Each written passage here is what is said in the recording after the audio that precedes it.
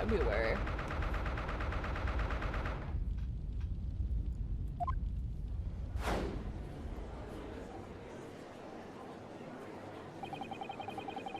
Oh wait, is there a jury? Hold on.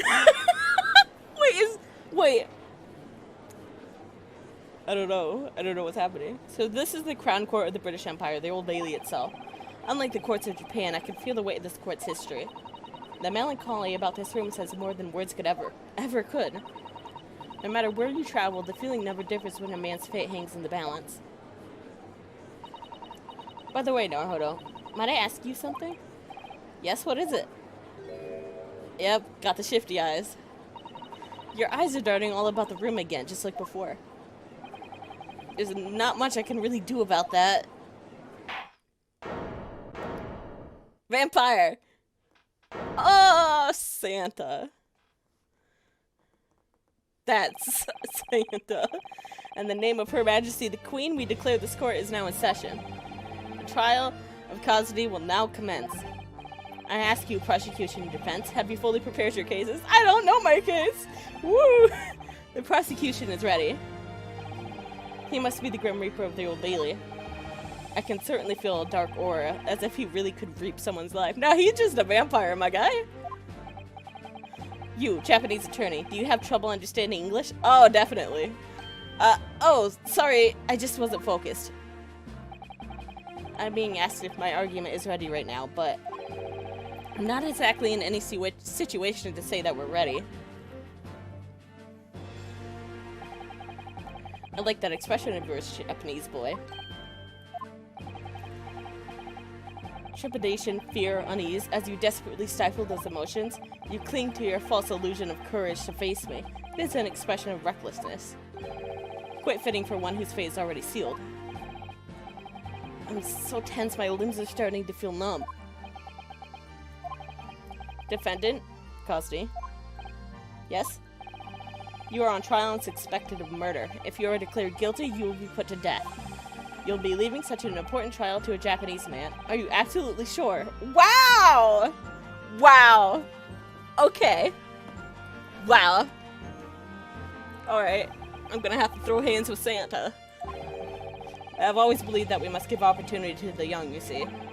Even if the young in this case are two exchange students from a tiny eastern nation. Yeah, the exchange students is more what I would be concerned about. Like, student? Not... Whatever. I'm gonna have to beat up Santa. I must have the courage to boldly entrust my fate to the weak without fear. That is precisely what our proud great British Empire's chivalrous spirit is all about. Is it? Mr. Bradley is truly a broad-minded man. I heard that man donated £5,000 to the government recently. I'll go play in the park. It appears our good audience supports our client. That does help our case greatly. He really has a way with words, doesn't he? But even then, nobody else would stand alongside him as a defense. Yeah, that's sus.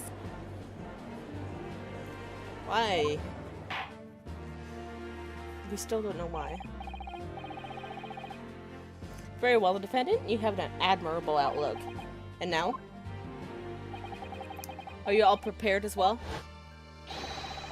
Sensible citizens chosen by the capital city. Yes! Oh my god! I never would have expected to be so excited about seeing jurors. No, because they everyone else complains about the ending of 4 and 5 and 6 after that. But yeah, oh my gosh. I've been long ready to hand down punishment to evil scoundrels. Allow me to dispose of the rubbish as per my master's orders. Huh, bad luck for you guys to run into us. Yeah, you're not suspicious at all.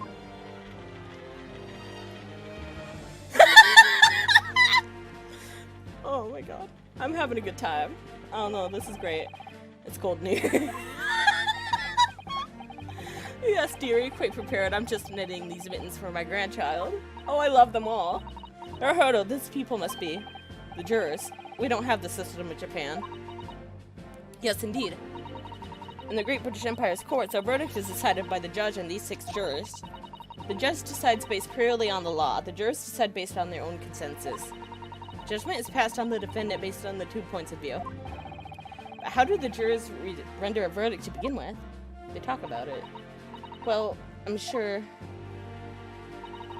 that will naturally come to light as we proceed through this trial. Yeah, naturally. Lord Baroque von Zieks. Yes, my lord? How many years has it been since you cast aside the courtroom and your prestige with it? Is the title of Grim Reaper truly worth being called prestige? Fair enough! Fair enough. But alas, I believe it has been 5 years. Okay. How old are you? Do we get to know? Susato, sent as an exchange law student, her grace makes her the ideal Japanese lady. I couldn't have made it this far without her. Heart Vortex, the second highest judge in the Empire, and able to appoint new attorneys, is extremely intimidating. He's 52. Our defendant, an immensely wealthy gentleman and a London celebrity. My evaluation involves defending him. He's 32. Prosecutor, they call him the Grim Reaper of the Old Bailey. No defendant can be saved from him, or so I've heard. Okay.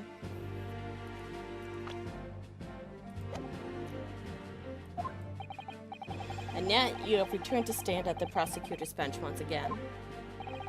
So, he's... since he was 27? Yeah. 27. Something you're is there something you're anticipating from this trial?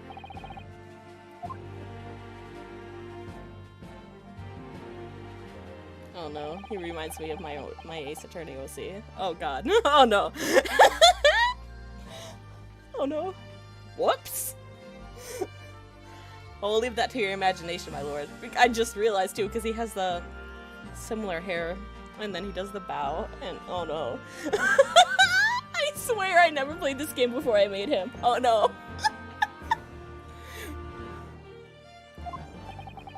This brooding Grim Reaper fellow cast aside the court for 5 years, returning as a legend. Why? Just why did his revival have to be today of all days? Naruhodo, don't hang your head like that. The court welcomes your return. Now, I must request your opening statements regarding this case. Acknowledged. As you all know, this case couldn't be more trivial. As we all know, except for the defense, the incident transpired 3 days ago at around 10 p.m. The victim is Thrice-Fired Mortar. A Thrice-Fired Mortar. I don't think that's a name! A bricklayer by trade. Thrice-Fired? A skilled man indeed. I've heard that the bricks he fired have never broken. Well, that's just not true. The victim was found dead in mid-transit. Omnibus? Mid-transit. It's believed that the cause of death is a stab wound from a large knife. Fair. Fair assessment. Here's the autopsy report from the yard's forensic doctors. Thank you! Autopsy! Very well, the court will accept it as evidence. Okay. Victim's death was caused by a knife wound to the gut. Only one entry wound. Cause of death was internal bleeding. Okay. Taken inside the bus where the crime occurred, a knife is stabbed in the victim's gut. His hat is bent over, covering his face. Okay, that's probably gonna be important. Can I get a closer look?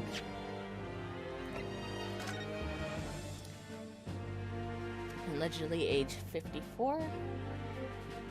Bricklayer, cause of death, 15th February, 10 and 11 p.m. The victim sustained a single stab wound to the abdomen. He subsequently died of hemorrhagic shock due to internal bleeding. Details. Gonna take a closer look. Interesting, interesting. Interesting. He's missing a button. That's probably gonna be important. Where's the button, Von Zieks? I'm so sorry. There's one more. I wish to present this evidence as well. I love him though, he's a vampire. I love him a lot. I hope he doesn't turn out to be an awful person, because I really like him. Why, this is blood. These are stained with blood. Exactly. When the police arrived at the scene, The defendant was found wearing those very gloves at the time of arrest. Okay, yeah, that's... But I was found holding a gun. So... What? There was blood on the client's gloves?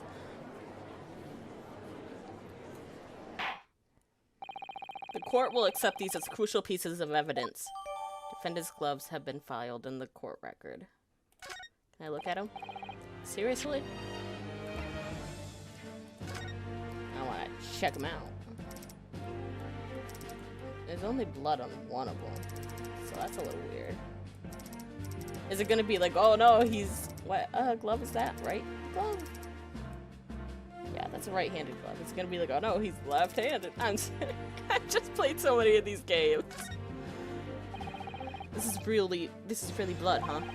What an awful thing to be faced with on our first day in London. We've come this far. There's no point in griping now. Hey, I just remembered. He's right-handed, right? Right? A short while ago, he was toying with a coin in his right hand. Oh. Ugh, if only he was left-handed. Oh no! I am him! Oh no. He is me. I am him. When your hand is soaked with blood, does it really matter which hand it is? Well... Alright, fair point. Okay, you make a good point, Susato. We already came to the conclusion that you're smarter than me, though. I already knew that.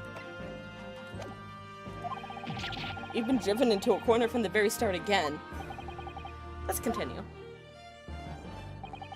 According to the coachman's testimony, when the incident occurred, there was only 2 guests within the coach. Only 2?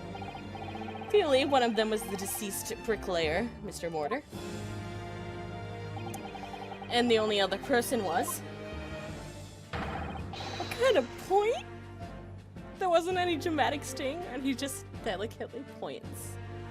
Alright. I see the techniques. I can't slam the desk. You don't make the noise when you point. It's good.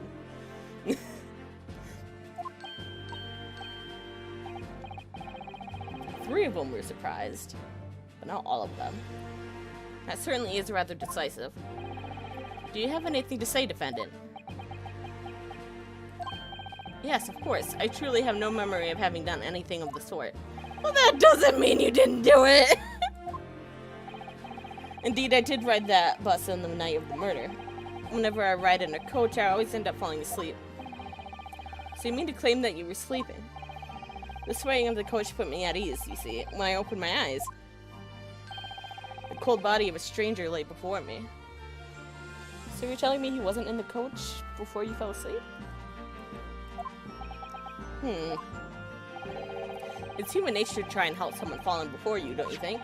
So I reached out my hands to him, paying no mind to the blood that was stained my gloves. That does make a lot of sense. So that must have been where these gloves were stained, when these gloves were stained. I regret to say this, but the fact that points to the celebrity's guilt do not end there. What? There's still more evidence? When the bricklayer was stabbed by the murder weapon, the moment of his death was seen by multiple witnesses. Again, 3 were surprised. I don't know if that means anything, that only 3 of them are surprised and then the others aren't. Or if it's just because they don't want to go through all 8 jurors every time, because fair. Order in the court. When the incident transpired, only the victim and the defendant were in the coach. Not only that, but when the crime was committed, multiple witnesses were present. This is no longer just decisive. That's such a delicate point. One would call this evidence lethal.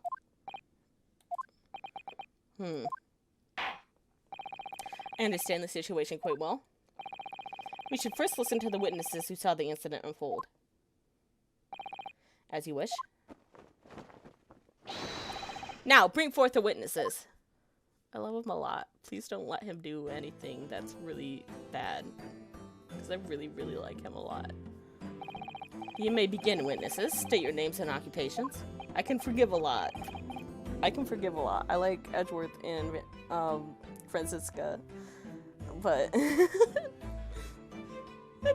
people... Wait, hold on. Now I gotta No, I gotta show that to Raven. Hold on. People. I'm sorry. Put the stream on pause. Hold on. This is important. I love you. I work as a coach fan driving an omnibus in the East End. Oscar Fairplay. I work as a bank clerk in the city. Adam Lady First. I'm a milliner? I make hats for men. Or a hatter. First, allow me to verify. At around 10 p.m., 3 days ago, all of you were witnesses to the incident that transpired in the omnibus during transit. Is that correct? Yes. Indeed. But of course. Then you shall move on. I order you to testify. Speak the truth of what you saw during this incident.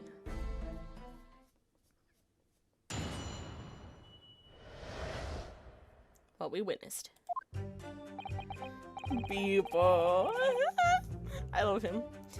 It was the last trip of that night. There were few passengers, so I remember it well. The defendant and the victim were both sitting within the coach. But then, the defendant suddenly stabbed him in the gut with a knife. For a hat maker, your hat isn't looking so good. Yes, he was indeed stabbed in the gut. I ended up screaming in shock. Astonished by that scream, I stopped the horses, and then I saw it too.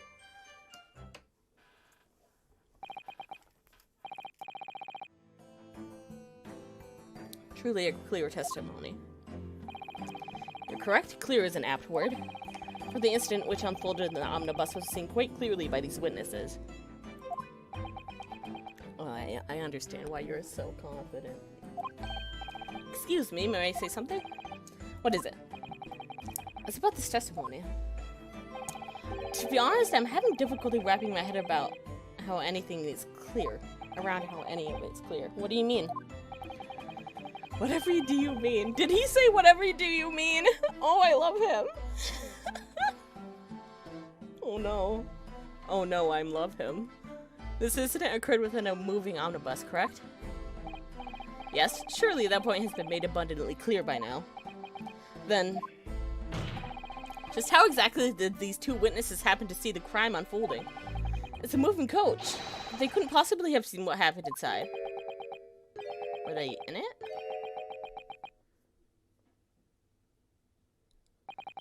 Good grief. I had heard stories claiming the culture of this oriental island was creeping behind the times, but it is rather incredible for you to be this ignorant on the omnibuses running through London. Okay, but I don't know what those are either. I think that's just a Europe thing, my guy. Huh? I have to ask, Japanese boy, have you ever boarded an omnibus? No, I don't know what they are. I have not.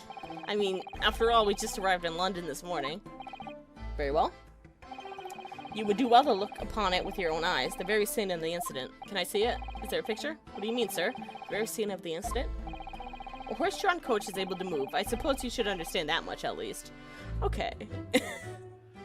I mean, I guess it's fair to be like, I can't believe they don't know something that's so basic to you, but it's like not a thing for like most other people. At least I don't think. Well, yeah.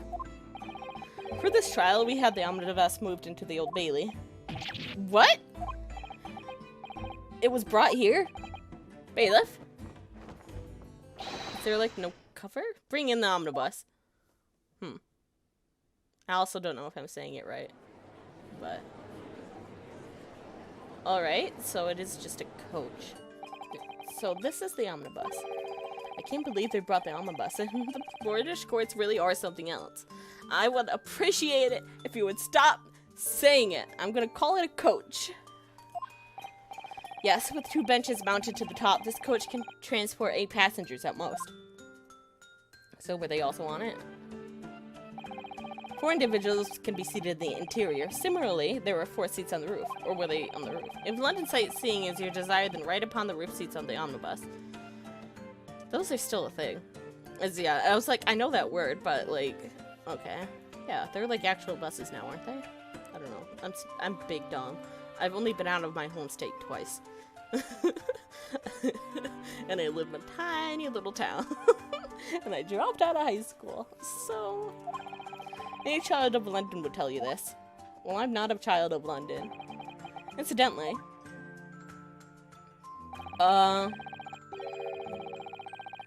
with the skylight present on the roof, one may choose to peer into the interior of the coach, and then they would see it.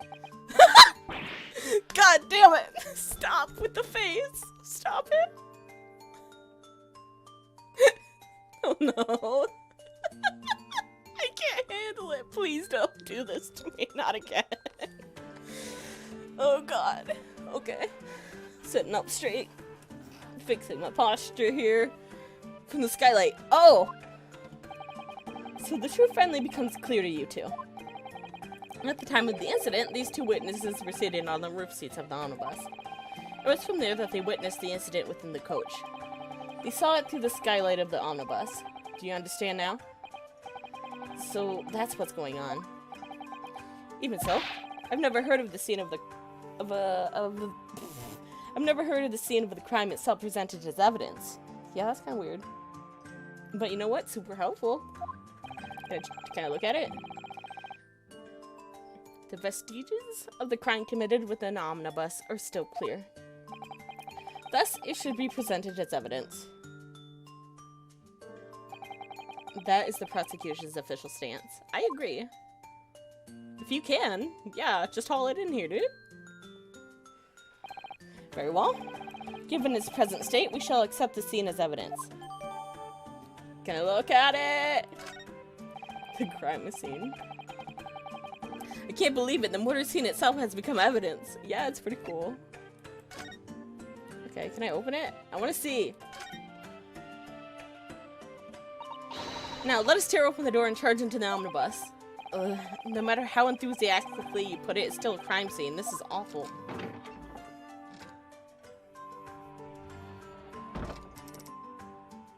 Does the door shut automatically? Because I heard it just shut.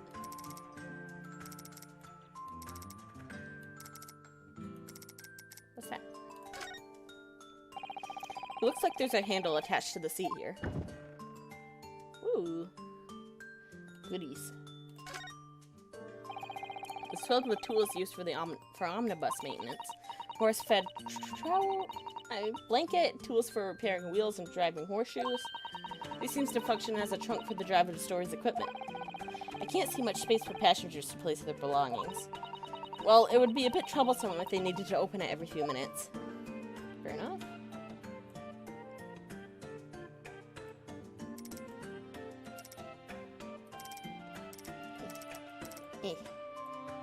The blood. This blood here would be the victim's, wouldn't it? That would make sense. If you look from here, it's visible through the skylight. Why would you ever plan to stab someone in a place like this? The incident occurred in the dead of the night. The only light was inside of the coach, so I don't think it was possible to see outside. At any rate, it doesn't seem like this crime is very well planned. I agree. Can I look at the skylight? Yeah. You can see the top of the courthouse. That's neat. The skylight is surprisingly large. Easily large enough to witness the entire crime through it, I believe. I can't seem to find a handle, so opening the skylight from the inside of the coach must not be possible. I'm sure that'll come in handy later. It's a poster advertising the World's Fair, which will be held in London in half a year. It depicts the design of the Crystal Tower, the symbol of the World's Fair. The Crystal Tower. Yes, I heard that it is currently under construction. It seems like the whole city is bustling with excitement before the festival.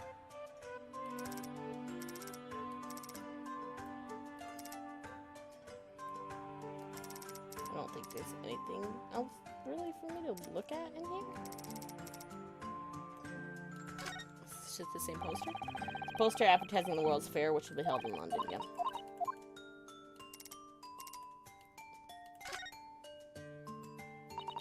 Very well. Let us alight from the coach. Thanks for letting me just waltz on in. I appreciate it a lot.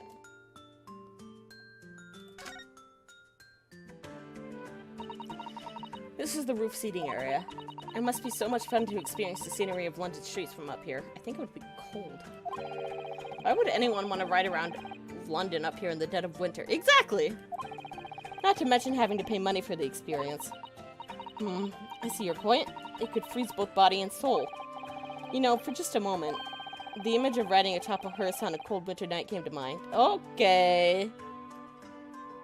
That's morbid, but accurate. This is beginning to sound a lot more morbid than... This is beginning to sound a lot more morbid than a pleasant tour. I agree. So it has little headlights. Omnibus. Is there anything under it? Can I look? No. Nope. I doubt there's really anything for me to look at up here besides just the area up here. So, let's try again. Okay. Looks like you really can see what's going on inside the coach from the skylight. It seems that there was a lamp inside the coach as well. So there's no doubt that the witnesses could clearly see the crime. This is bad news. I'm guessing this is just about the same seating things again. This is the roof seating area. It must be so much fun to experience the scenery of London. Yeah.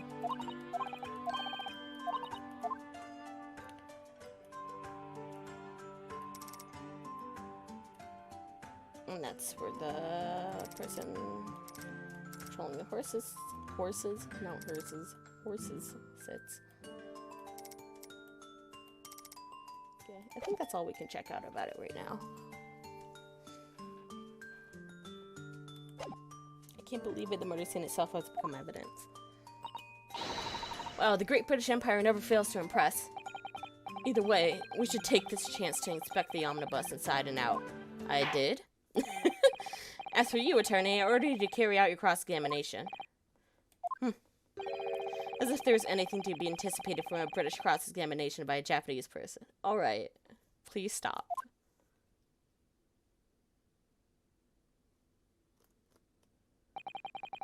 This is my first cross-examination in a British courthouse. It's time to muster up all your resolve. Ryunosuke Naruhodo.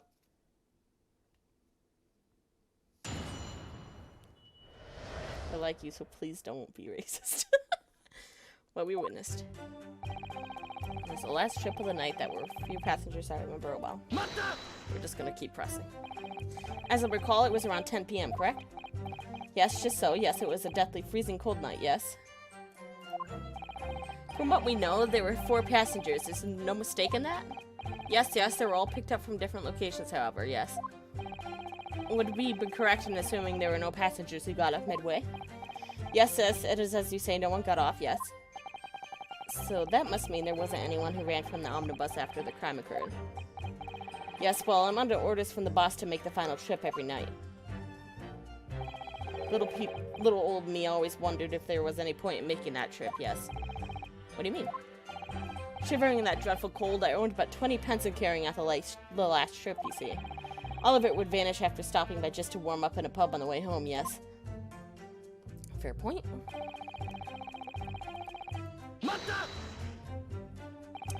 Did you see that from the coach's skylight?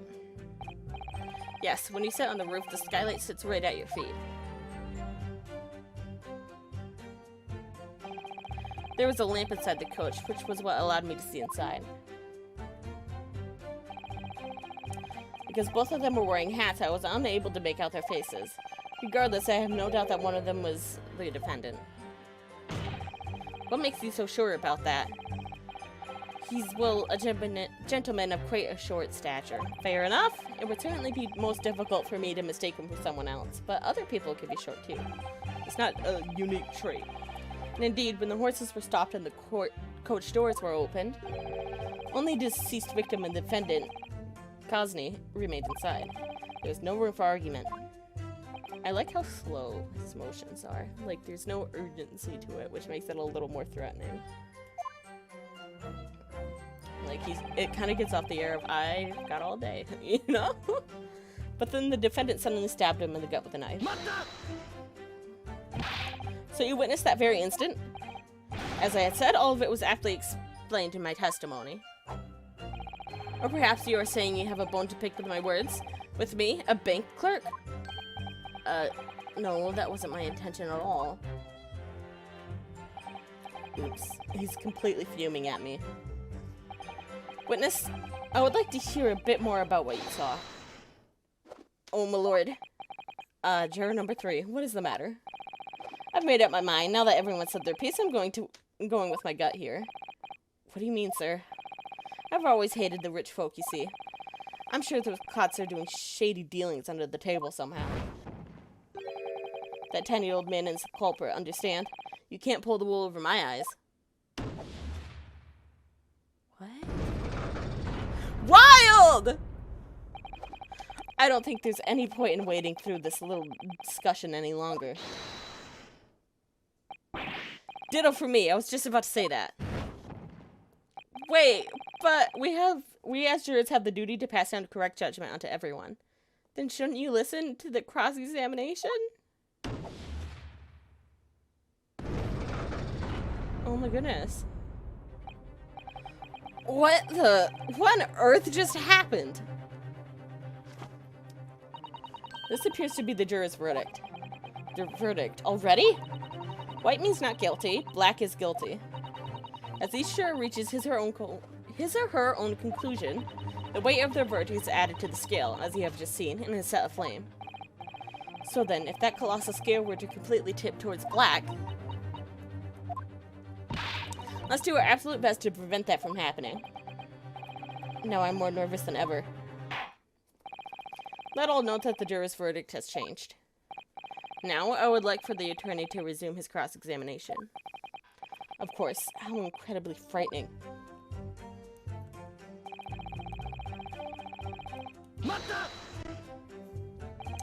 You said that you saw the knife. You were looking down from the roof seats, correct? Yes, exactly. I was seated on one of the roof seats. I recall that the man with the small frame and the victim were sitting side by side. I was thinking of a new hat design as I gazed through the city buildings, you see. And then, my eyes just happened to look inside the coach from beyond the skylight. And I saw the gleam of the knife as if it were inside the victim. As it went inside the victim, not as if. What a terrifying sight. Oh no. It looks like the jurors' doubts have been spurred on. Everyone seems to be remarkably suspicious of the defendant. Fair. We need to find something to refute that suspicion, otherwise... Witness? Yes? The knife you saw. I presume it is none other than this? Yes, it is precisely that. Could that be? Quite so, this is the same knife that was stabbed into the victim's stomach. It is a rather large knife. The sheath of this weapon is engraved with an initial. M. This is an initial I've seen elsewhere. Yeah, probably. Don't tell me. M, just like in his last name, suffice to say. This self-proclaimed abundant celebrity would appear to be an utter fool. It's just an M. Oh, okay. But this M could belong to countless other individuals. Like, for example, that's right. The victim's name was Mortar. I like his little objection, how it looks. This is far too valuable for a bricklayer in the property to own. Yeah, it was just an example. The most likely scenario is that the knife belongs to the defendant. Ugh. Yes, that appears to be quite the inescapable reality. Can I look? Can I look at it? My lord, please excuse my rudeness. She's gonna do guilty, but I just want to look at it. This is the knife's scabbard? What's the matter, Naruto? Oh, nothing. Sorry, I just get a little uncomfortable around blades. You have a sword on your waist! I wouldn't expect to hear that from a man with a mother of all blades at his side. The katana is different. It's not a blade, it's a Sogi soul. Anyways, I'll go ahead and remove this scabbard.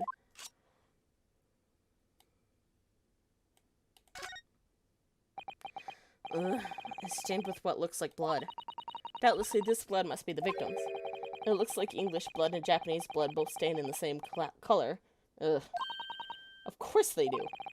Sorry, I know, but we only just arrived in London today, so the contradiction between these emotions is always too much for me to handle. I'm well acquainted with that feeling. He's a weirdo. An odd one. M? I suppose this must be short for, or it could be a W. Are they gonna pull? No, wait, it's a W. I hope so. I hope that's what they do with that. I really do. Yes, and what lovely craftsmanship. This must have cost him a fortune. I see. What? We've been staring at this M, but if you see it's upside down, it's a W. This is a great turnabout. I really need it. Oh no. Oh no. I am Naruhodo, and that probably isn't a good thing.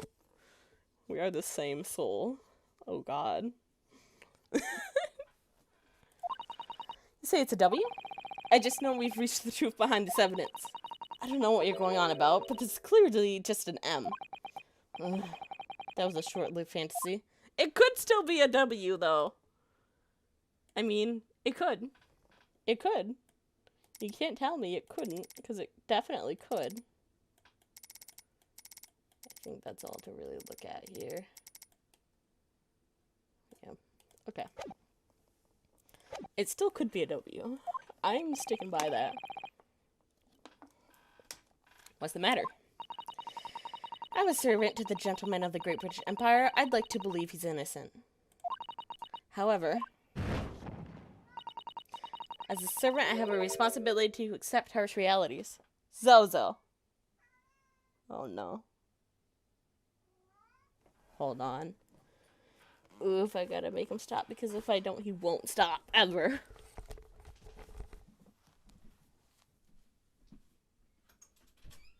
Yo! What do you want? Hopefully that's it on that. Well, we'll see. Wait just a moment. We have to dispose of this filth now.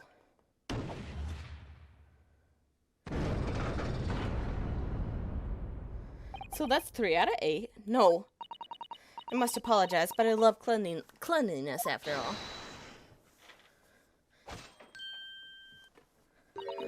I have recorded the entire conversation thus far, and I have given it a logical appraisal. And at this very moment, I have reached my ultimate conclusion. So that's 4 out of 8. Not again. 4 people have already chosen guilty. Only 2 more, and then... What in the world should I do? The more I try to fish out from the witnesses, the more the scale slants against my favor. However, as we know nothing about the incident, information is what we need above all else. And all we can do is watch as that fire burns away our time left until the guilty verdict? A chance to retaliate will arrive eventually. We must believe in that. But... Alright, at any rate, that's all I can do for now. I can't give up here. I just need to calm down and listen to the testimony once more.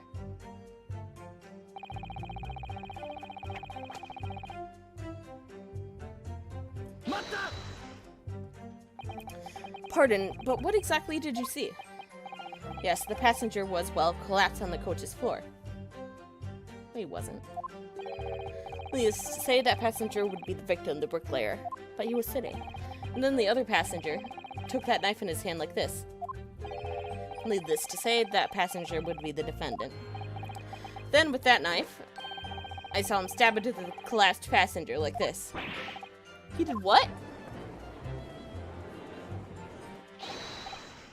Yo ho, my lord. My, you're 5. Might you two be? I serve as the governing boss of the London Coachmen's Guild, so I'm able to say that committing murder as a coach is the most unforgivable deed there is. I have to make an appropriate judgment, so I plan to continue to observe the trial, but... I've heard more than enough. No one can stop a horse at full gallop. No, we can always try to calm it down. Run, Silverblaze, leap over that pub.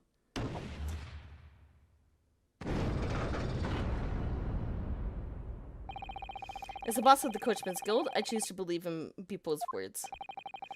Oh, boss. Boss. With this, the number of guilty verdicts from the jurors stands at 5.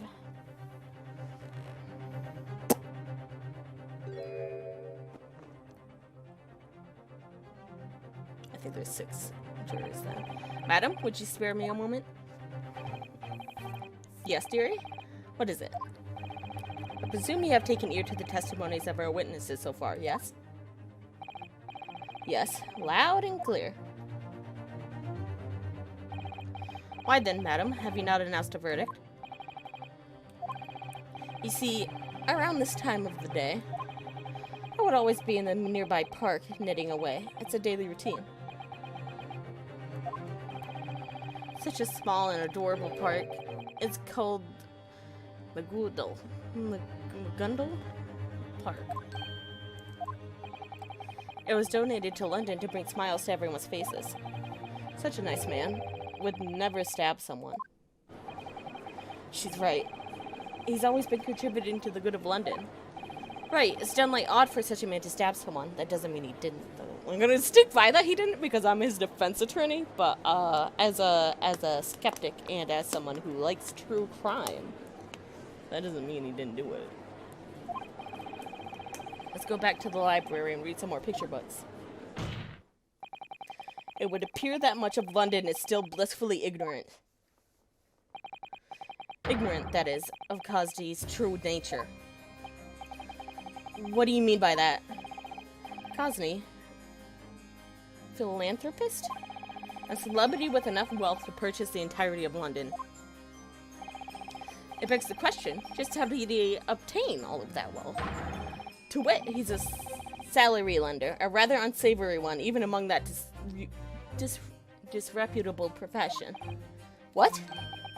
What? Handing out loans to the weak with outrageous interest rates, then carting off all they own. He's a loan shark. The foundation of Cosney's wealth is built upon none other than these acts of I had no idea. Madam, if you would hear me out, I'm sure you have at least some form of suspicion. This is defamation of character, and I request you stop. Objection. A man with enough wealth to purchase London would without a doubt own a personal coach. Fair point. If that is the case, then why should he go why should he go out of his way to ride in an omnibus? What? You don't mean... The victim was a bricklayer in poverty, and he had incurred a large amount of debt. Needless to say, the lender was the defendant, Cosney. Furthermore, the incident took place on the night of the loan's repayment debt. Really?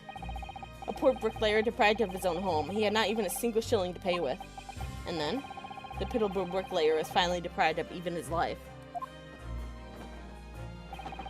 Done in by none other than the heartless and cruel philanthropist, Cosney. It can't be.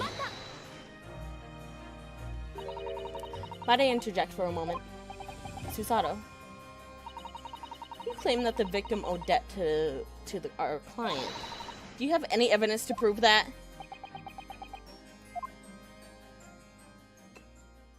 You gonna drink some wine? Because we're classy. He even does a little wine swirl in his idle animation. Love it. Please forgive my impudence and my partaking of the Holy Grail within these halls of justice.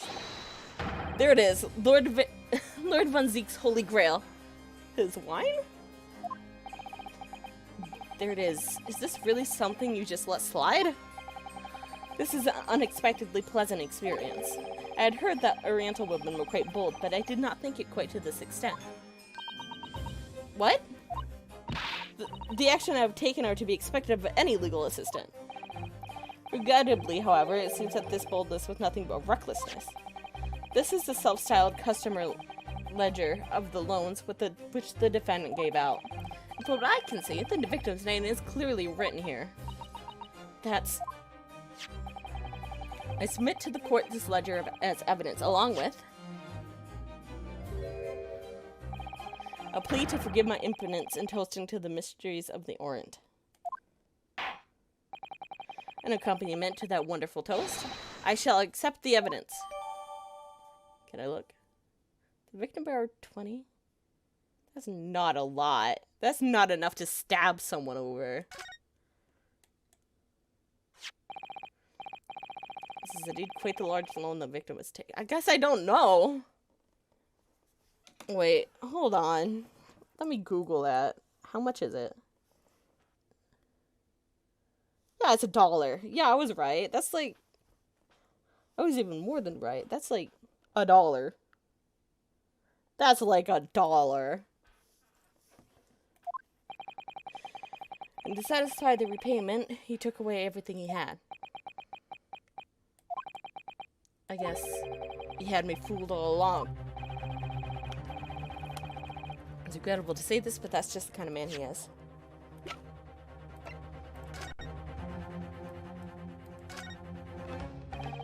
This ledger must hold secrets about all sorts of English gentlemen, I'd say. I'm not sure if such information should be available to us.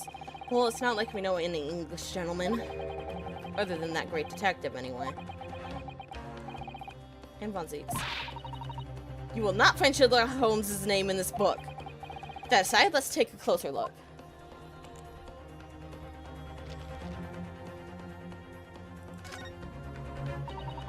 Names fill the page, each one listing yet another gentleman in London. Well, we don't really know if they're gentlemen. Not everyone in the Great British Empire is highborn.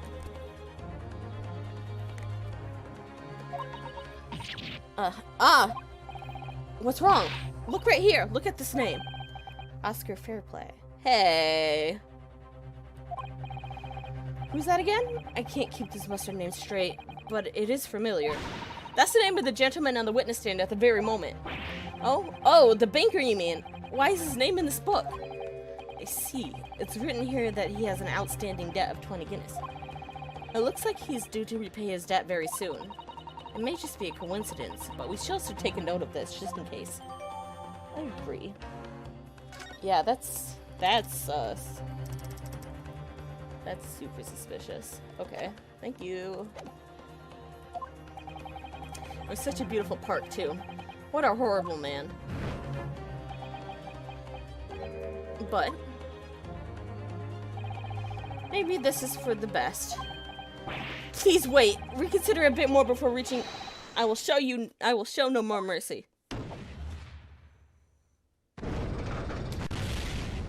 But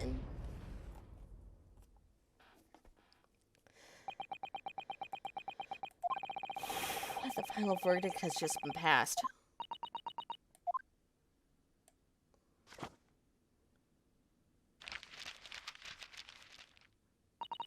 According to the Great British Empire's Code of Law, should all the jurors return a guilty verdict, the trial will be suspended. The sentence will then be passed down by the presiding judge. Or so it's written. Sentence. In this case, the death penalty.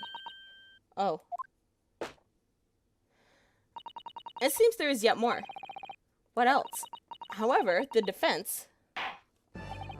The jurors have reached an unanimous vote.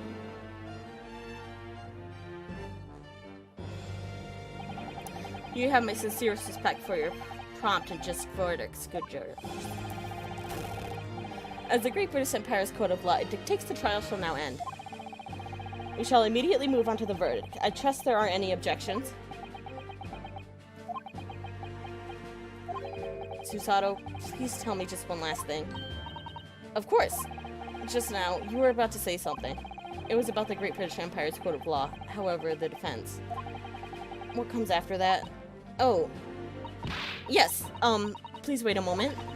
Should all the jurors' verdicts point to guilty, the trial will be suspended. The verdict will then be passed down by the presiding judge. However, the defense has the right to present a closing argument to the 6 jurors. Oh, yeah, the closing argument.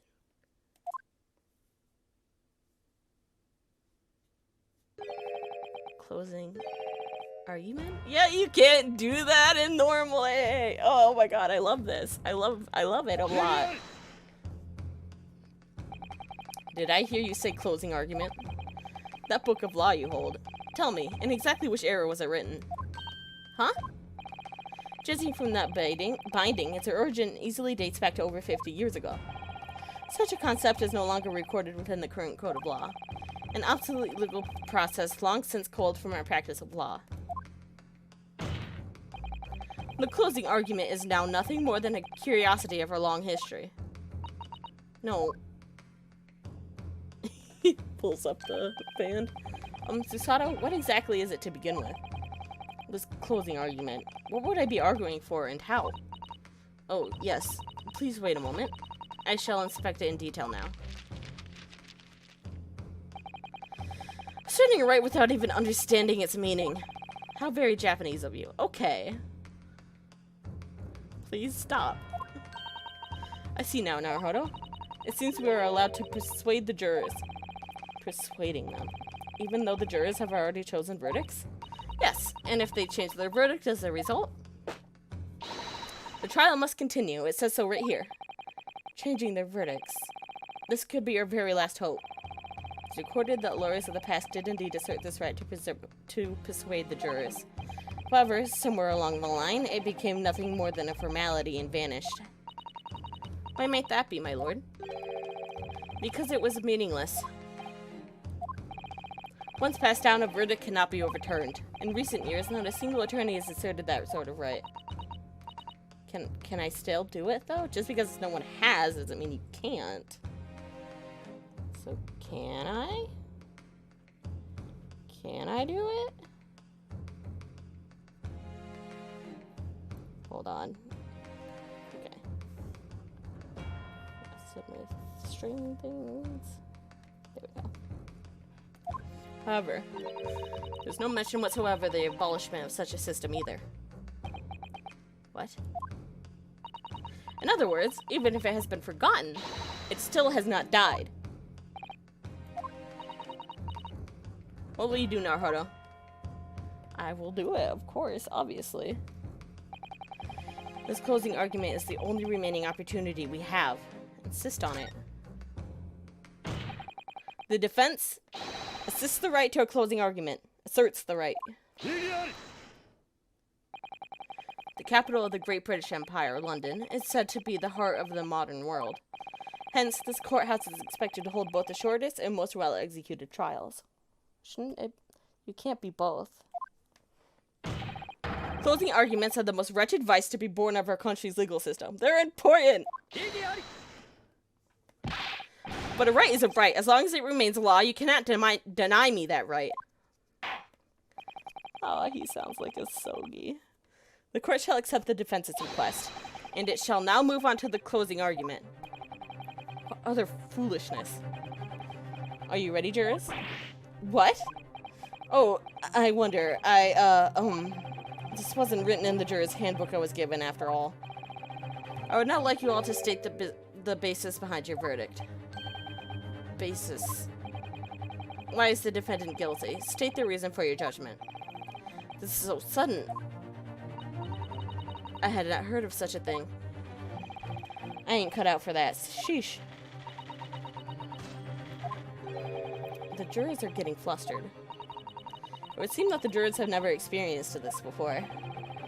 A closing argument. A defense no one has attempted before. This just might be the chance we desperately needed. Now then, the court orders you, 6 jurors. State your basis and reasoning behind your guilty verdict. So they don't even have to tell you their reason until you request a closing argument? It could be all based on bias, which it seemed like it was.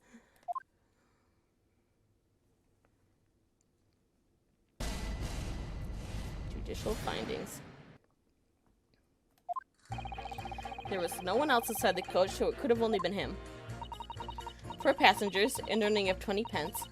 The driver's memory is trustworthy. Whatever. The guy stabbing the guy sitting him. That guy stabbed this guy sitting next to him, like this. Not even I would do that. I simply came to a logical conclusion based on every statement spoken thus far. The fellows in the Coachman's Guild are honest. Our fee is always 4 pence. I can't believe he stabbed a man who was already on the floor. All 6 members of the jury voting guilty really does put me in a difficult position. There does seem to be a few vague statements in their reasoning, at least. In any case, I'll give it a shot. All I need to do is persuade them, right? I'll do it. I'll stick with all the passion I have and turn the tables on this trial. Excuse me, but wait just a moment, if you will. According to this book, what we must do is a little different. Huh? What do you mean? Isn't melting the cold, icy hearts within my warm, passionate words all I need to? I hate to say this, but once the jurors' minds are set, they will not lend an ear to the attorney's words. Yeah. They won't? No man enjoys having his decisions wantonly criticized, after all. The more an attorney attempts to persuade them, the greater the backfire. But that's completely ridiculous. But that's also accurate. The British law dictates as such, not I. Then what on earth do we do? According to what I have found out, the key to persuading them lies in the jurors' own words. The jurors. All jurors are chosen randomly from the citizens and called for. That is why, even though they appear to be unified in opinion, they are, in fact, total strangers seated next to each other. So you're saying that that's their weak spot. Exactly. Let's listen to their statements one by one. And should there be any two statements that contradict each other, we have to show that the statements clash. They're jurors contradicting statements. Oh, now that I think about it, there's not much. That's not much difference from my usual cross-examination. Ah, yes, you were very right. I need to show how their contradictory statements clash against each other. I just might be able to do it. No, that's not quite right. I have to do it. Now then, defense, we shall commence the closing argument. Move to the witness stand to present your argument clearly and precisely. Yes, my lord.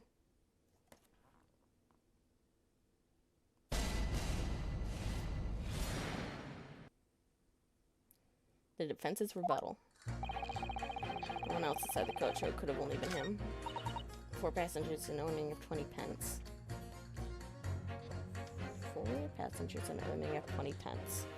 And it's, he said, I'm not good at math, so it might mean nothing, but a fee is always 4 pence. So 4 and 4 is 8. 8 plus 4 is 12. And yeah, that would be 16. Right?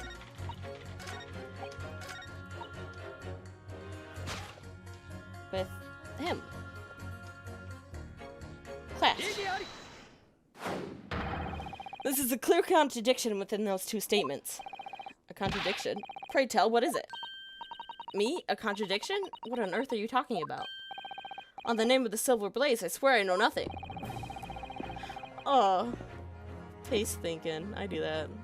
It's true that according to the testimony so far, on the night of the incident, the crime scene had 4 passengers. Furthermore, according to the driver himself, his earnings were 20 pence. Correct, such is written in my flawless record. On the other hand, Juror 5 said the following. The omnibus's fare is always 4 pence. That's right. Cheap and convenient. One should expect nothing less from a cab. Yet, if that's the case, a rather unusual contradiction is born. Well, what is it? Can you not do math? 4 pence a passenger, 4 passengers. How much would that earning be then? Oh, that's 16 pence. Right.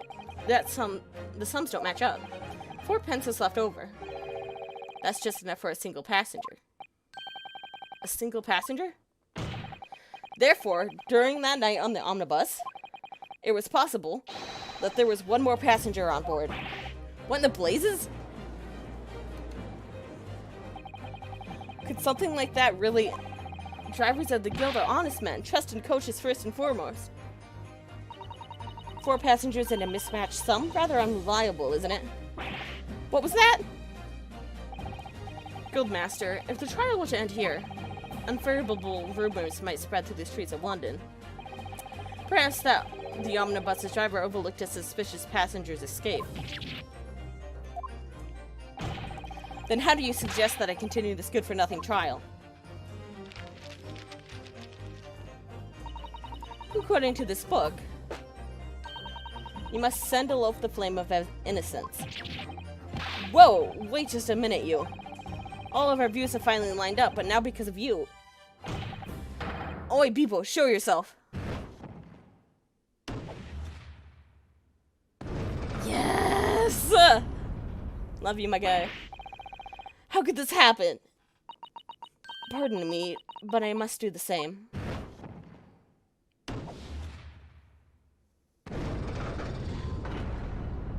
Yes. What do you think you're doing?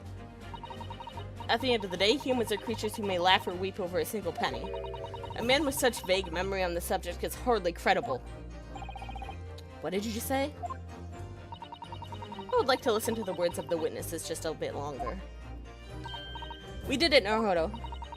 If we can get just 2 more to change their verdict, then we can continue the trial. Just 2 more. Come to think of it. There was something else in what they said that bothered me. Then our next move should be to snipe at it. I need to reveal another clash between 2 claims, huh? Right. Let's do it. Okay. The vote has changed, but the scale remains tipped towards guilty. Continue, defense. Resume your closing argument.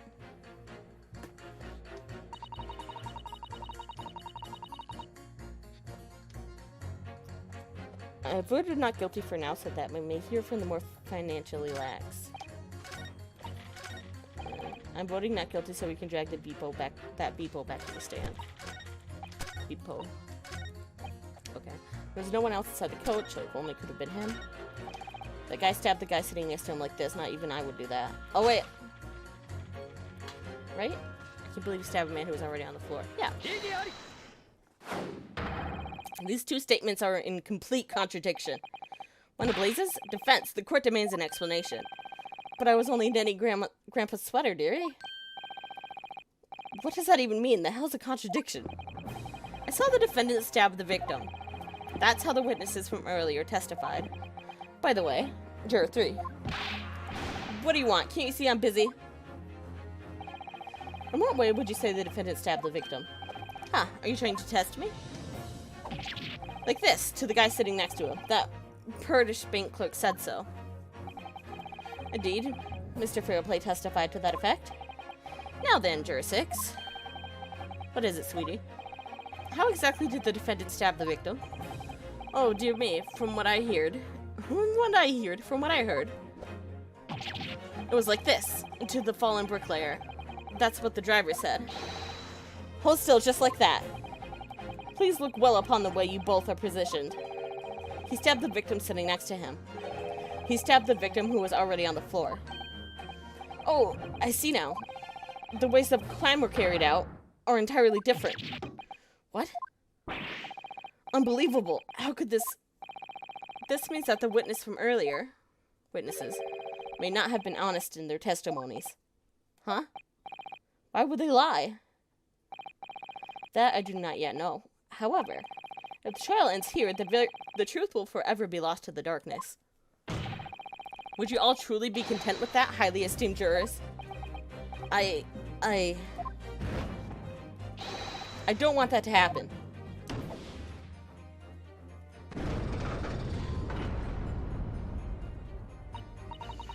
The great scales. What the blazes?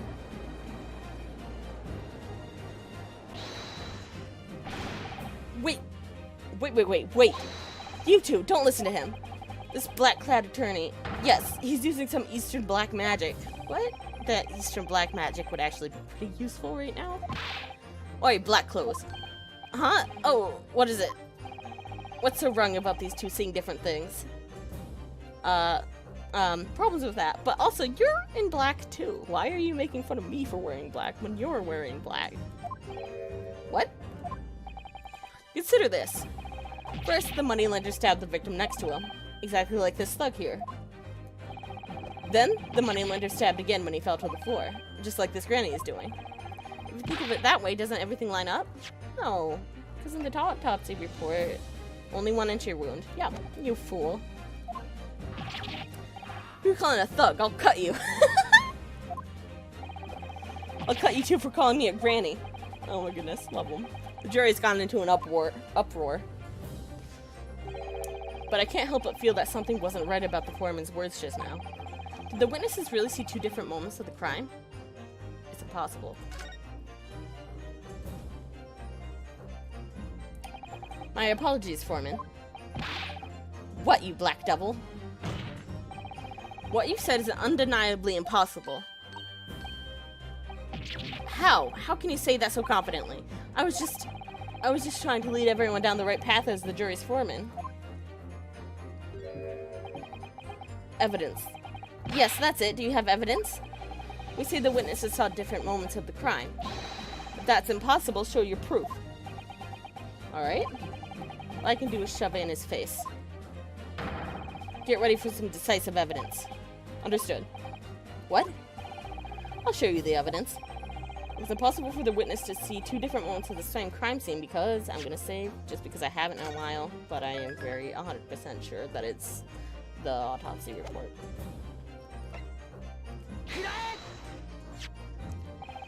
There's an autopsy report in these documents right here. According to this file, the victim was stabbed. Only once. What? Only once? Do you understand now? And the victim was only stabbed once. There should be no discrepancy in what the witnesses saw. Man, your knife is stuck. Well, guess I lost this round. Yes! Unbelievable. 4 people have voted not guilty. We did it, Naruto. We've won a small victory. We have won a small victory. What do you think you're doing? Quiet, old man. I won't stand for any stupid lies. But we were meant to deliver a verdict as one. I told you to put a sock in it. I want to know what's lying. I want to know who's lying through their teeth. So if they ever come knocking at my shop, I could shave their head with this slick knife. So I guess Knifey is a barber then. Great. A night of the sudden Kirsty sudden but inevitable betrayal. A night of the sudden and unbelievable situation. The vote of the jurors had changed as a result of the closing argument. 2 vote guilty and 4 vote not guilty. Therefore, the court acknowledges the misalignment of the verdict and orders you all to resume the trial. Whoa! Yes! Now then, defense, prosecution, witnesses, return to your proper places. From this point forth, the court expects further deliberation on the truth of this case. To be continued. My voice is getting shot, so hopefully that happens soon. Now, Prosecutor Von Zieks, please proceed to the testimony at once.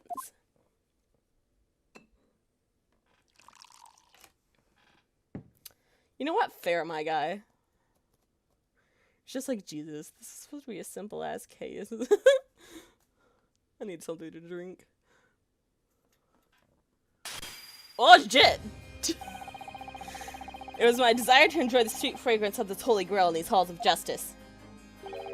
How impudent of me to shatter it without even taking a sip. I plead for your forgiveness. Prosecutor Von Zieks. What is with this extremely cold aura? Oh no. The prosecution has been made silent throughout the closing argument. We have lent our ears as a token of respect to the ancient code of law, as foolish as it is. But it would appear I have vastly overestimated the intelligence of the jurors. You're not running any cases like that! I suppose it matters not. The more obvious the truth, the harder it is to convey its validity. Its validity. That is why our court arranged this meeting, to have the chance to explain the case at length. And now, it is time to draw the curtains on the next duel. What? Losing the cloak. I request that the witnesses take the stand once again.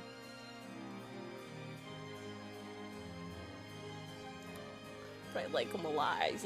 Please, I want to like him. I want to like him. So please stop being racist. I'm begging, Von Zieks. Witnesses, I presume you have all heard the closing argument just now? Yes, but of course.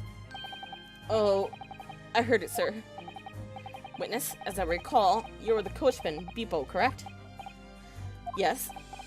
If during the testimony earlier you purposefully kept quiet about a 5th passenger at the scene, you will find yourself with a criminal charge. You do take that into consideration. Oh. The court now orders the witnesses to provide a second testimony, namely, testimony regarding the numerous doubts that arose from the closing argument. Oh god, I need some water. Hold on. Oof, okay. There were 4 passengers that night, truly, but it's just, at that time, as a passenger, I was told the coach fare was 5 pence, you see. On top of being scammed, I was forced to see something so horrifying. It's just too much to bear. The defendant stabbed the victim. What I saw is the unshakable truth. I do believe that he stabbed him, yes. So, what exactly does this mean?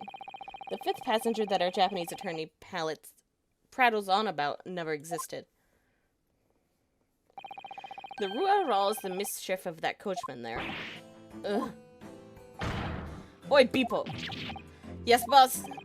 The fee that the coachman's guild all agreed on was supposed to be 4 pence. And you pocketed that extra penny, didn't you?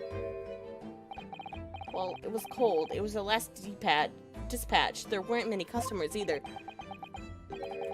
Not very proper coachman conduct, it seems. Oh, I'm sorry. Beepo, you prat! Thanks to you, our credibility has taken a beating. But sir, just the week before, I had to pay 10 pence to ride the omnibus. Bollocks! 5 pence times 4 passengers. That makes 20 pence. I've calculated it 10 times over, but the result refuses to change. Yeah, that's... yeah, it won't. Yeah, that's how math works. Appears that one of the doubts have been clarified. In any case, attorney, the court hereby orders that you begin your cross-examination.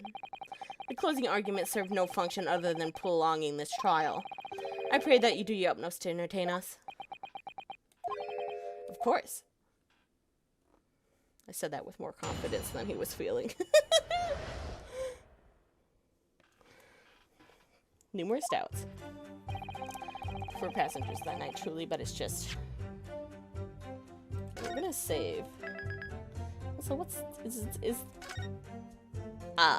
Yep, you have to go into the save menu to see the backlog. Weird. Weird.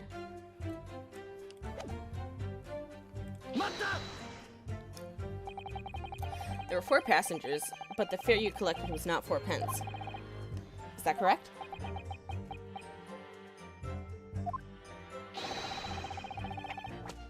It's not like the last trip on a cold midwinter's night is going to make any money anyway. It's far too cold. My Mercer and I were halfway to dropping where we stood. That, sounds pretty rough. Indeed, I should be congratulating myself. Bang up job, Beepo, I would say. I'm sure those feelings were what made me charge that extra penny. Don't act like you were forced to do it. There really was a 5th person aboard the omnibus that night. There should have been a chance that he or she was the real killer.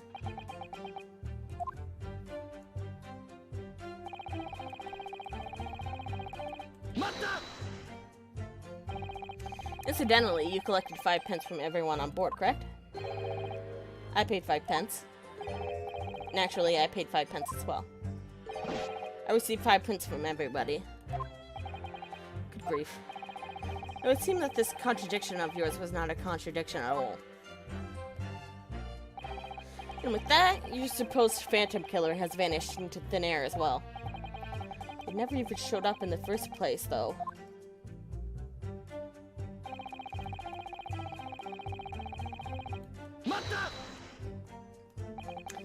When you say horrifying, you must mean the murder, right?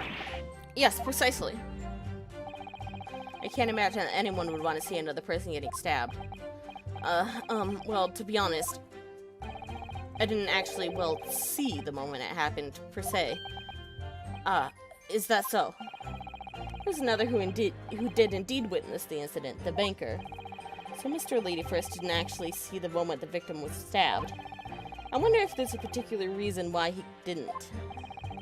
I heard the sound of the banker gasping, and I looked down at the skylight, but by then all I saw was the knife stabbed in the victim's chest, and of course I saw the blood. Ever since then, whenever I'm having a meal and see a table knife, I can't help but shriek. This poor man.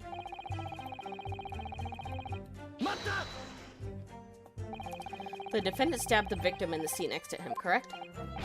Absolutely. Haven't you been listening to me? This has been bothering me for a while now.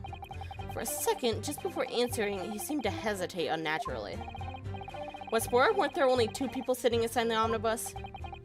At present, we found nothing that indicates that there were any other passengers. In that case, what's stopping you from handing down your verdict right now?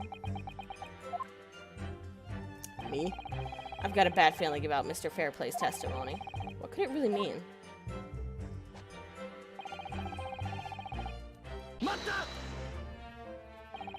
Just now, you testified that you witnessed the moment that the victim was stabbed. Yes. If I recall, the victim was laying on the floor and stabbed with an underhand grip. Perhaps. Perhaps I misunderstood. What are you saying? What are you saying now? If I recall correctly, at the time, while driving my omnibus, I heard a scream ring from the rooftop seats. Ah, that was probably me. Then when I turned to look, yes, that's when I saw it from the skylight. The victim was on the floor and the knife was sticking out of his chest.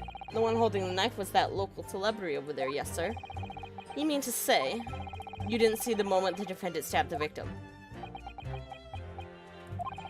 Up until now, I was convinced that I saw it happen, but, well, now that I really think about it, it would be far too convenient if I'd actually seen the very moment it happened. What'd you say? That's what he said.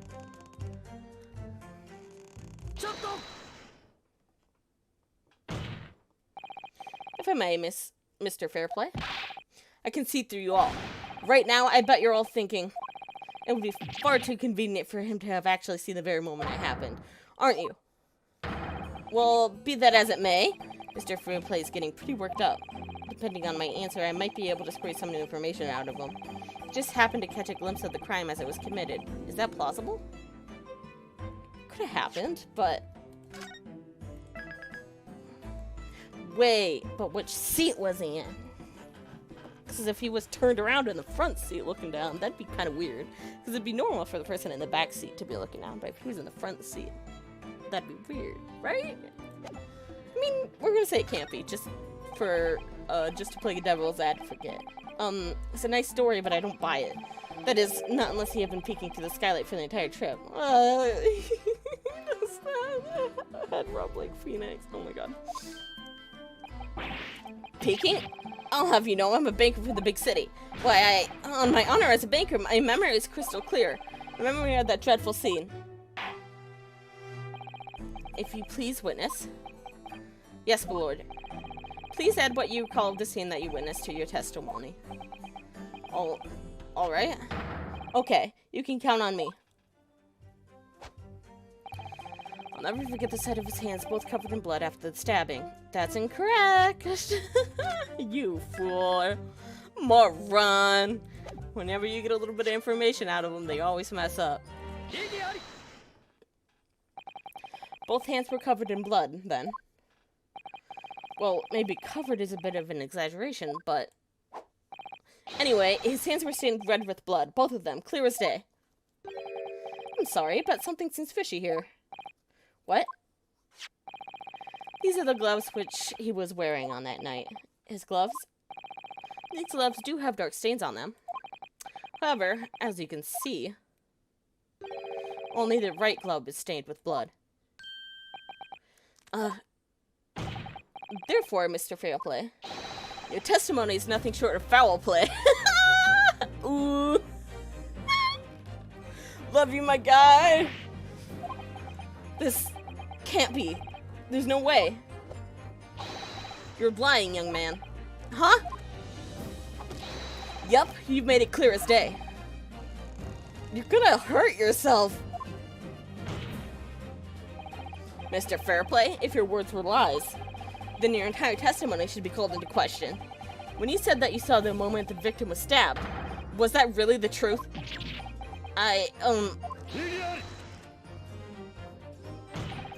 All men make mistakes. You can't accuse everyone of lying.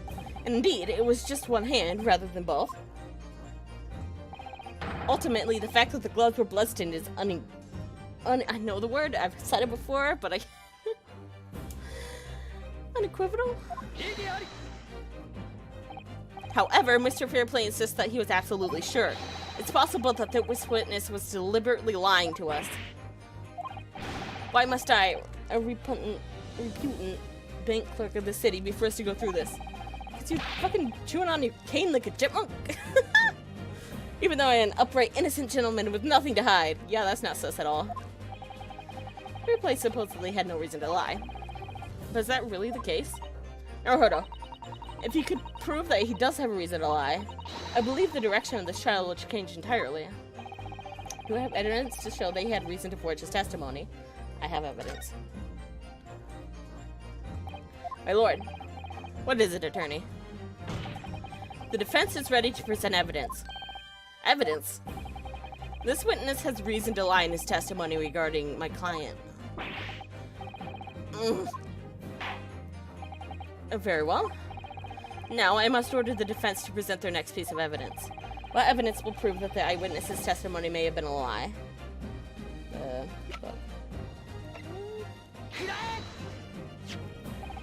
This is my client's account ledger.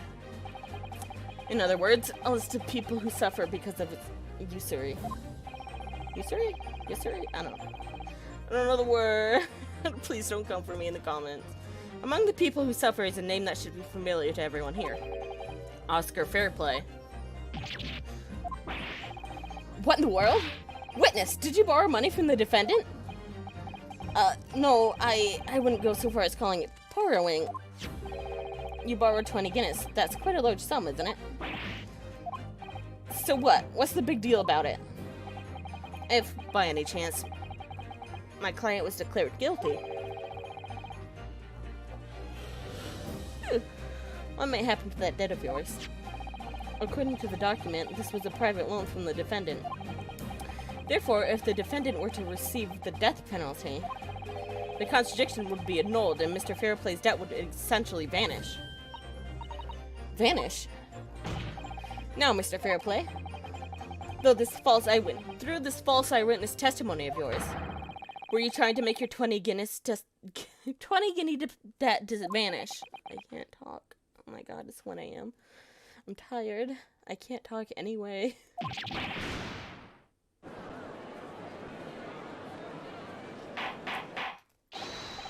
Order, order, order! Oscar Fairplay! Yes, I will ask you once. Keep in mind that your answer will have tremendous importance. Did you truly witness the very moment the victim was stabbed by the defendant? Stop being a chipmunk. His silence tells us all we need to know. Mr. Fairplay, you haven't told us the truth. Wait, please. Certainly, I may have gone a tiny bit too far. A tiny bit? Really? However, at the very least, if there's anything I can claim with confidence, it's that I saw blood on the criminal's hands. Which means it wasn't him. If there was blood on both his hands, it means it was someone else. But remember, we only found traces of blood on one of his gloves. Yes, but... Excuse me, might I have a moment? What is it, Mr. Lady First? The truth is, I have some recollection of seeing that as well. Seeing what? The culprit's hands, stained with blood. And it really was both hands. I think. What? I like how the one that should be concerned about this fact is Von Zietz, but we're the ones freaking out about it.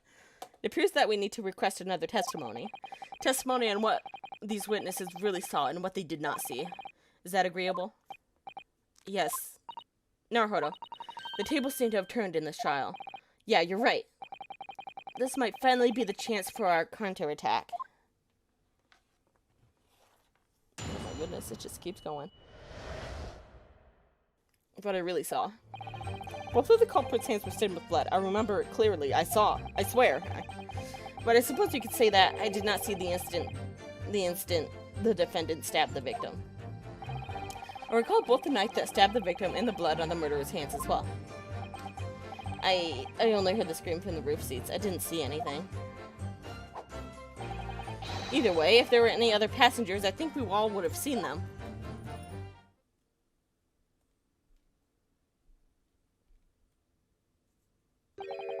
Astounding. Witnesses, you didn't see the moment the crime was committed? I am deeply sorry, but Lord Judge, milady. Milady! But Lord Judge, my lord. There was no other passengers in the omnibus, and the culprit's hands were soaked in blood. I think that's the same as having seen it. Yeah, but his hands weren't. So that's... No, it's not the same at all. Verify it once more in the interior of the omnibus. As the testimony states, the seat is stained with blood from the moment of the crime. Hence, it can be said that the circumstances overall have not changed in even the slightest. Now then, attorney, I order you to carry out the cross-examination. Yes, my lord. I was trying to say me, my lord, and then he said my lord, so it's like, oops. But I really saw not a whole hell of a lot.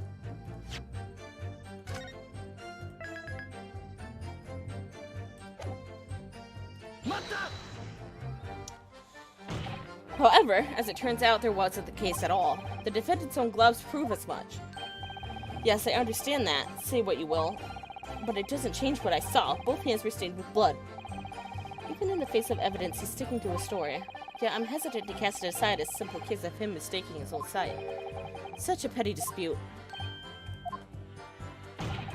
Whether it was one hand or both is trivial. There's only one truly important fact.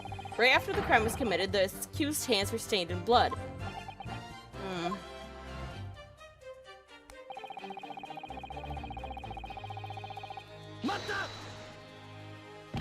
Don't try to fool the court with such vague wording.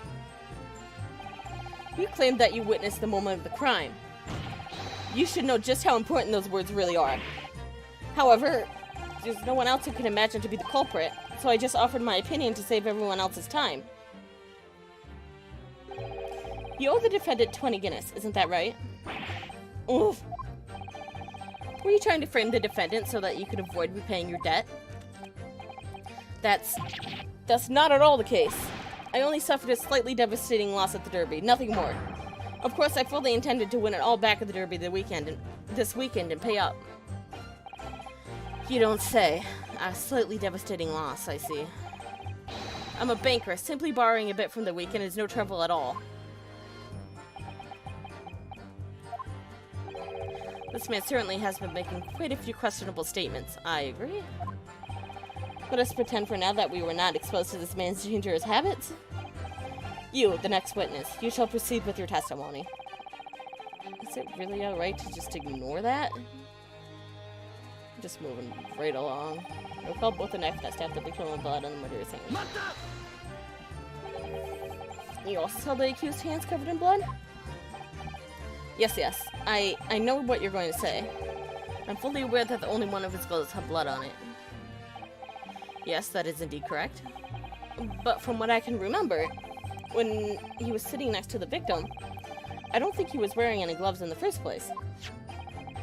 So you're saying that, at the time, he wasn't wearing any gloves? Yes, I think that's why I was able to see the blood so clearly. That makes sense. When blood soaks into the leather, it gets darker and harder to see. Incidentally, that night, when the accused was apprehended by an officer on the scene, in the dim lamplight, he also failed to note any traces of blood on his gloves. So once the coaches stopped, no one could tell if there were any traces of blood on his hands. No, because then there would have been blood on the inside of the glove, because he would have put the gloves on, and then why would he touch them after that? Okay. That is indeed quite curious. There's definitely something here, I just don't know what it is yet.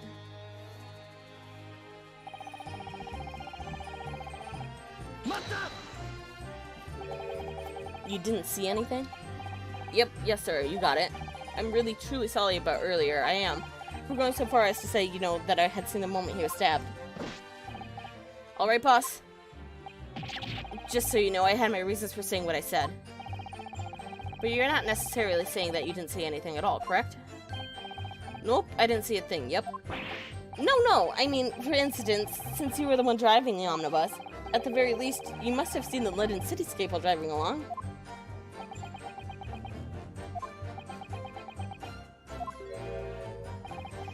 Unless maybe you didn't. That night, it was cold enough to knock a man right under. right out. Especially me being in the coachman's seat. I'm telling you, my brain nearly froze solid. One might venture to say, taking the last ride in the omnibus in the middle of winter is not the best idea. Yeah. Beeple. Not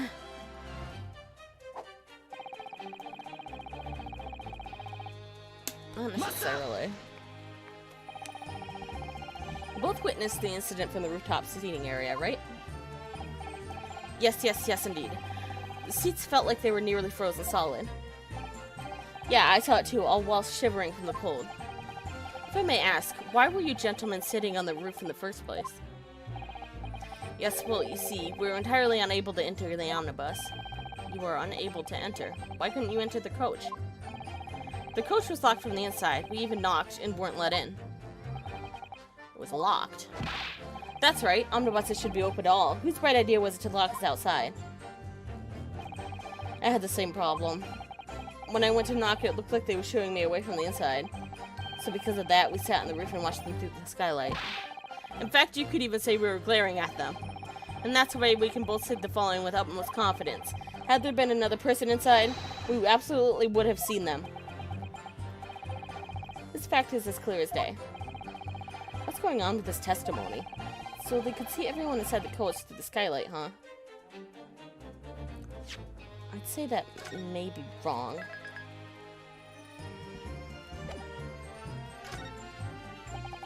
Mr. Fairplay, please confirm this for us once more. While aboard this omnibus, the both of you witnessed the incidents through the skylight while seated on the roof, correct? Indeed, that is correct. In that case, it seems there was a place inside the coach where you couldn't have seen the passengers. What? But that can't be. Now, at this time, I may not be able to make this claim with absolute certainty. But when the incident occurred, there's a distinct possibility that there was another person riding inside the omnibus. You can leave your pointless speculation for the Eastern Court's attorney. Please stop! You're making me so sad. I want to like you. Please stop being racist. I am begging. I'm begging. No matter what, the burden of proof still falls on you. For as you can see, the crime scene sits right over there. Very well, defense. The correct demands an answer. Show us by using this cross-section of the omnibus. Show us where another passenger could have hidden inside the omnibus. I want to say in the spot, but I don't know if I'm allowed to. Let's say...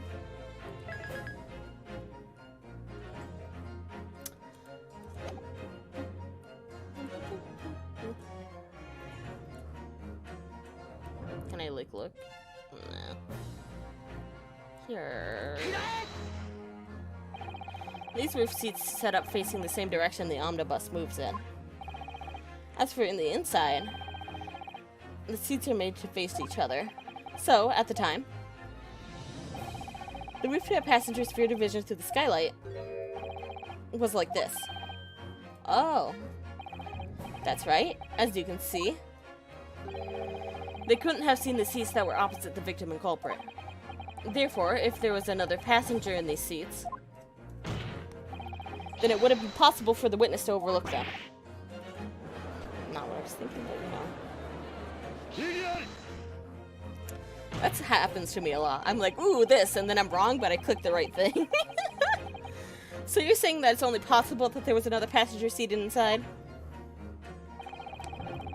It would seem that misdirection is but one of your country's vile practices. Okay. Man, Von Zieks, I really tried to like you. I really did like you. But I can't. Not after that. Indeed, evidence is absolute in the Indeed, evidence is absolute in the courts of the British Empire. This also applies to your supposed mystery passenger. However, if you're prepared to name this person, then it's a different story. Naruhodo, can you do it? Do I have a good idea who it could be? Do I know who was sitting in the witness's blind spot? I don't know. But Let's take a look at all the people in my court record.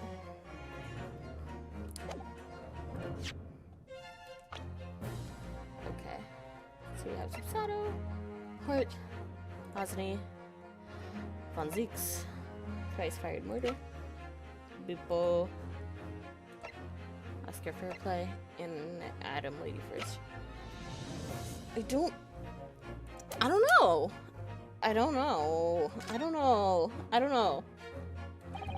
It's no good, I just don't have a clue. So long as you stand here as a Japanese man.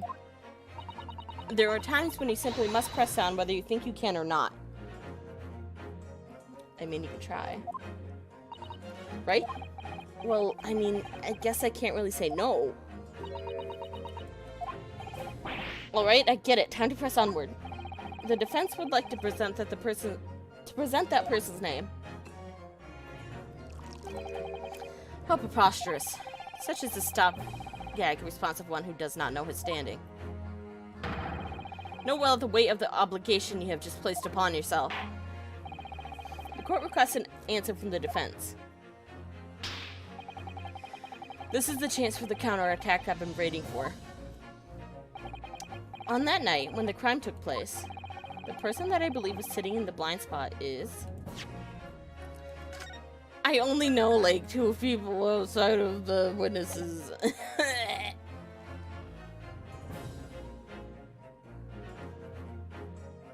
Matsusato, Hart, and Van Zeeks. Von Zeeks, I'm so sorry. I'm a heathen.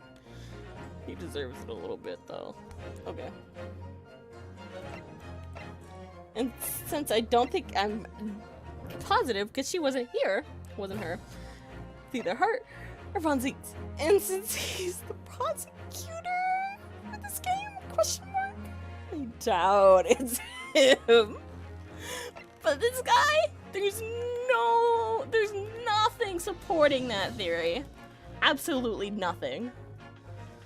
Oh no. Okay, well. No, that's not right. The one in the blind spot was obviously this person. I have no idea what train of thought could have led you to that conclusion, but process of elimination. Let's see what they have to say real quick. Your answer just now proves only one fact. The only thing filled with blind spots is the inside of your own head. Fair. It looks like I was wrong. Naruhodo? Right now we are serving as his defense. So if you did not commit the crime, then... Huh? That's right, but... this other person in the coach must have been the true culprit. That's true, but... Oh! So what the witnesses saw was the victim and the true culprit? Naruhodo? It seems we might have misunderstood the truth all this time. If we assume the witnesses didn't see my client, then where would he have been sitting? Oh, right. Okay, yep, yeah, I did need that. I'm gonna reload because no thanks, but yeah, I did need that help.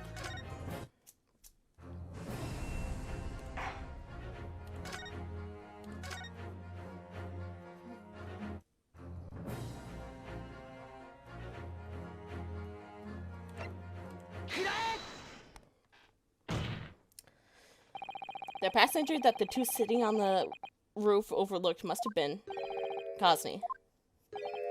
Cosney? But he's the defendant himself.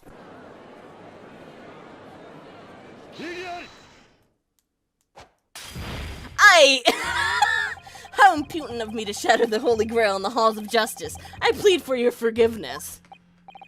Lord Von Zeeks. To think I would believe that your tiny overseas nation possessed what we call civilization.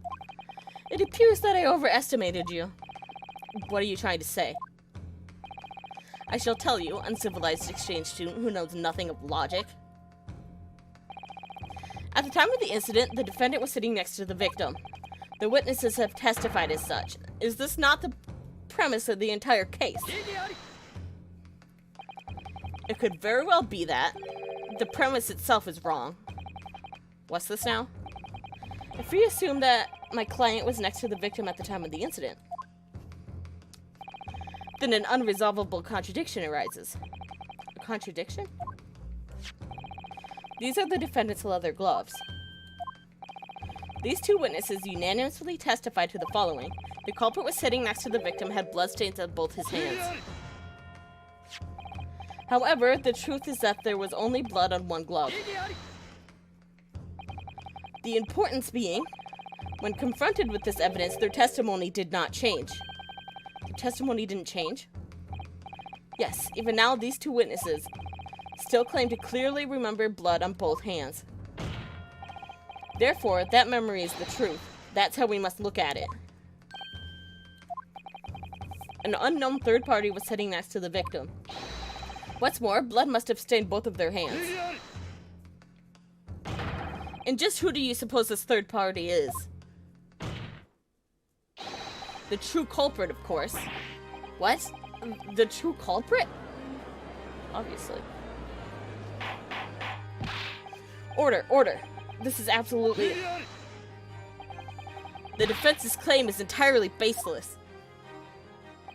The witnesses testified that they distinctly saw the defendant.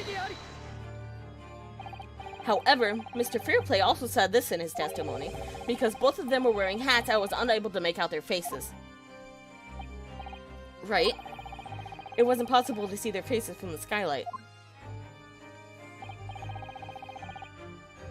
They were both indeed wearing hats. As a hatter, I pay much attention to people's hats. In that case, what kind of hats were the two people wearing? I suppose I happened to forget. What happened to you being a hatter, huh? In any case, it is impossible that a third party was inside the coach. And how can you assert that so confidently? If that person did happen to exist, the defendant, Cosney, should have said so himself. Or perhaps you intend to claim that. Even the defendant himself overlooked the true culprit inside the coach. He was sleeping, he said. Ugh. He was sleeping. Good night. And he woke up and it was blood. He's right. If there was a third party inside the omnibus, it's difficult to believe that my client wouldn't have known. Order. The court believes that there is a very simple way to find the answer to this question. And I presume that would be to request the testimony of Cosney himself. Yes, what is the prosecution's opinion on this matter? Naturally, I am opposed. Your reason being? A suspect should report everything he knows to the police upon interrogation. But it's possible that there's something which he didn't mention. Cosney is a league apart from those foolish, small-time scoundrels. Were he to have concealed any information, then he would have had some reason for doing so. What's the defense's opinion? Well, my lord, should I ask for his testimony? Yeah, obviously. For the truth!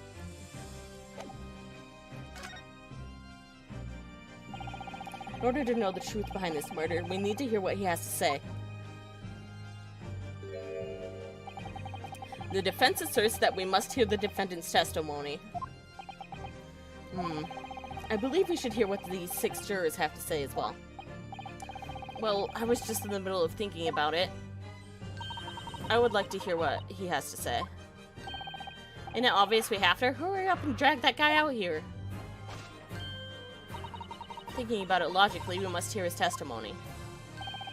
When you do something, go all the way. That's the law of the guild. I'd love to hear from the man who funded such a beautiful park. That's right, we all want to hear from him. In that case, the court will request testimony from the defendant. He's super suspicious, the first juror. Bailiff, bring him to the stand immediately.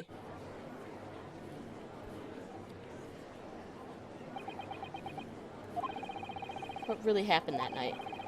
It just might become clear soon enough.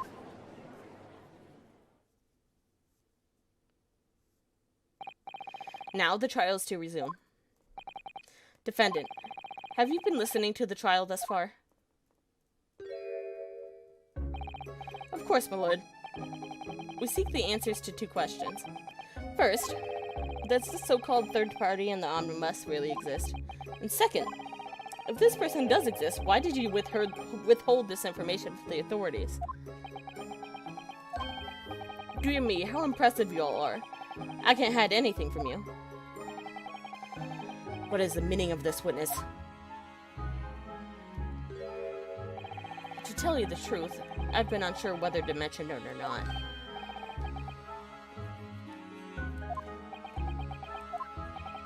Well, it's just as the good barrister says. It's true that there was another person inside the omnibus that night. There was a third passenger? And I let that passenger escape from the crime scene. What?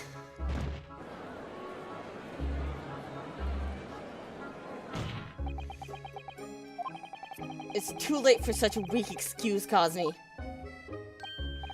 I'm really very sorry, Lord Baroque von Zieks. Baroque von Zieks. Why did I not tell the police as soon as I was arrested? Honestly speaking, my reason for doing so may be a bit questionable. And that reason was... I didn't want to get an innocent youth involved in this incident. What's this? If the police knew of her presence, she would surely be suspected, arrested, and maybe even brought to court. I wanted to keep that from happening. One can't wound the hearts of youth when they have their own, when they have their whole futures ahead of them, right? He's just like, you fucking... Then, who is this innocent youth you speak of? Is it the lady from the first trial? I will throw a fit if it is.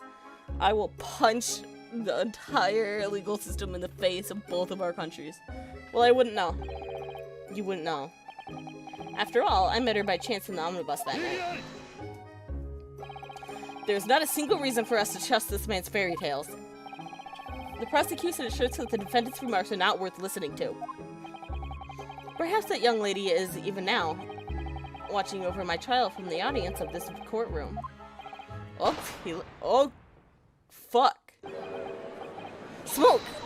Fire! There's a fire! Someone's running away! Go after them! It's no good, I can't see where all this smoke. What's going on? Naruhodo, we're in danger. Get close to the ground. Bailiffs, don't let the defendant escape. Secure the omnibus. The court declares an emergency recess. The bailiffs will capture the defendant and assist in evacuating the courtroom. Was it the defendant that threw the smoke bomb, or was it the person in the audience? Oh no. We were then forced out of the courtroom by the bailiffs.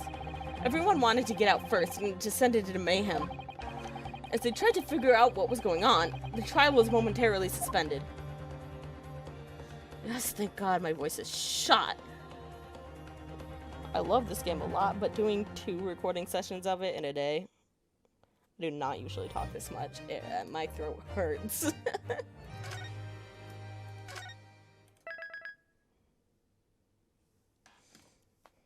Jeez. Drama. We still have really no idea what is happening. But that's the end of that. Bye.